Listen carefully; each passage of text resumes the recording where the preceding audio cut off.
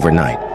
The powerful Middle Eastern nation, Iran, launched a devastating missile attack targeting. Within the last hour, the country has fired missiles at least. As a result, security sirens continue to blare, and residents in various regions are fleeing. The Times of Israel reported at 1:45 a.m. Bangladesh time on Monday that Iran has fired. Consequently, sirens are sounding in the southern, and people are hiding in bunkers out of. On the other hand, Iran's Revolutionary Guards have claimed a missile strike on the USS Abraham Lincoln in the Persian Gulf.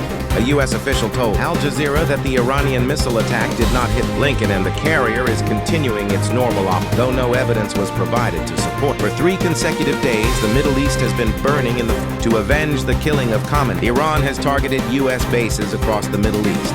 Reports of damage have emerged from several residential buildings and hotels in Qatar, Bahrain, Jordan, Oman, Kuwait, Saudi, and the United Arab Emirates. Several U.S. soldiers have also been reported as casualties, and damage have also been reported from missile strikes on multiple Israeli targets in Tel Aviv, Haifa, and Jerusalem. Sources indicate that one Iranian missile directly, though it remains unclear if the remaining missiles were intercepted. The IDF has kept its air defense systems active. Meanwhile, a new horrific attack has occurred inside. Israel launched an assault on the headquarters of a border, reportedly killing 40 soldiers. Immediately following this, Iran launched its own massive retaliation. Furthermore, Iran has announced a fierce revenge for the death of its supreme leader. Already the red flag has been hoisted at the Jamkaran, signifying that Iran will seek vengeance. The people of Iran demand blood for the blood of their